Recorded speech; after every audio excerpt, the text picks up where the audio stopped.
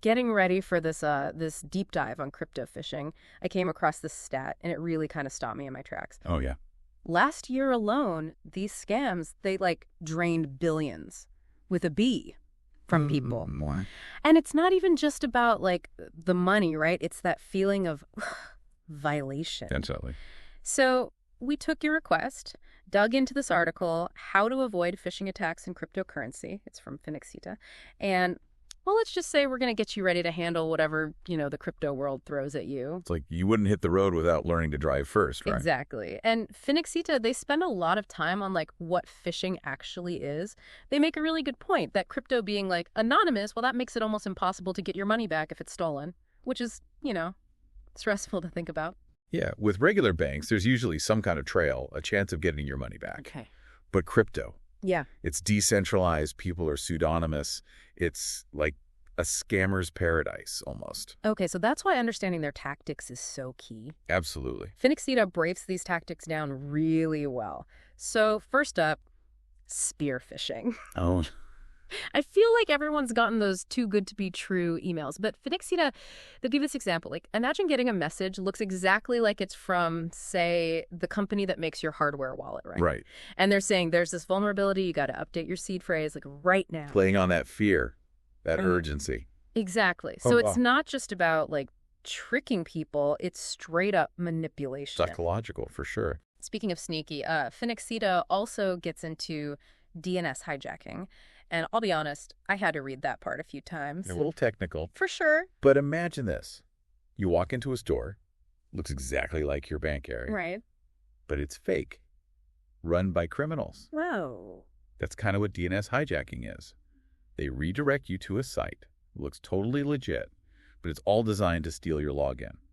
Finexita uses the example of PancakeSwap and Cream Finance, even big names they got hit back in 2021. So even if you think you're experienced, doesn't matter. It's a good reminder, always double check those URLs, especially, dealing with crypto platforms and all. And it's not even just, accidentally clicking a bad link. It's gotten more sophisticated. Yeah, tell me about it. Finexita talks about these phishing bots. They're everywhere. Shank-em-all, right. Totally.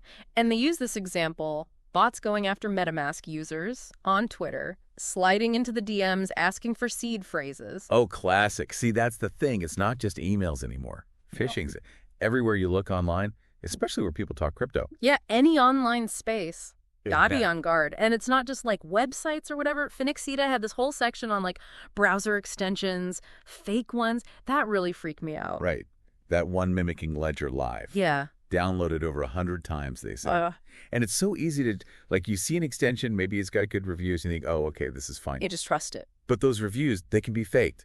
So always download from the official source. Yeah. And even then, double check who's the developer, all that.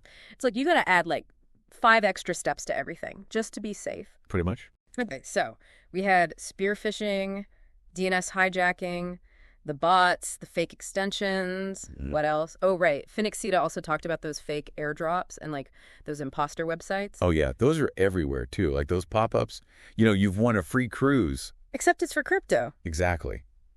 They're banking on you seeing, free tokens and just losing your mind. And they'll even build these whole websites, right? Look exactly like a real project. Oh, for sure. Anything to make you think you're getting that quick payout. Which, by the way, that's another red flag if it sounds too good to be true. It probably is. Right. Okay, so we've talked about, what phishing is, why it works on people. Yeah. But how do we actually, protect ourselves? I mean, it can feel overwhelming. It's true. But a lot of the best defenses, they're simpler than you might think. Yeah. Finexita's big on hardware wallets, for one. Okay, so for our listeners who might not know, what's the difference between a hardware wallet and just having a crypto wallet app on your phone? Good question. It's about where your keys are stored, right? Software wallet, like an app, it's connected to the internet. A hardware wallet keeps your keys offline, completely offline. So even if your computer gets hacked or something? Your keys are safe, like a digital vault. Love that visual. Okay, so hardware wallet, that's one. What else? Hardware wallets are great, but yeah, there's more. Don't forget those basic things. Finexita's a huge fan of two-factor authentication. Oh, for sure. Which honestly is so easy to set up. Right, yeah. And it makes such a difference. It's like an extra lock on your door, Someone gives one key, doesn't mean they're getting in without the other one. And in this case, those keys are your password and then that code from your authentication app. Ooh, double locked. Exactly. And speaking of being careful, one thing that really stuck with me from the Phoenix piece, it's how much they emphasize staying informed. Oh, yeah. The crypto world changes so fast, it's like a full-time job just keeping up with security stuff. Totally. Any tips for our listeners besides, like, read everything? Well, you don't got to read everything. Just be picky about your sources. Find a few crypto news sites you trust, maybe some security experts on social media, follow them. So you kind of get your finger on the pulse without, like, getting overwhelmed? Exactly. Like, you don't need to know every little thing. Just what are the new scams going around? What should I look out for? That kind of thing. Like a neighborhood watch, but for crypto. There you go. And, one thing I've noticed, Phoenix I didn't talk about this directly, but I feel like the crypto world has this, like, we're all in this together vibe Oh, when totally. it comes to security. For sure. If we all help each other out, everyone benefits, right? Yeah. The whole ecosystem's more secure. Absolutely. Okay, so we're wrapping up this deep dive, and I'm curious, from your perspective, what's on the horizon? Like, what new tech, what trends are going to change the game when it comes to fighting phishing in the future? Oh, that's a good one. Let's see. On the tech side, decentralized identity verification, that's a big one. Biometric authentication, too. Ooh, okay. So moving beyond just password security questions. Right. Something more, like, unique to you. Interesting. But honestly, even more important than the tech, I think, is just people becoming more aware. Education. Yeah. Yeah. The more people understand these scams, how they work, how to protect themselves, the less effective those scams are going to be. Love it.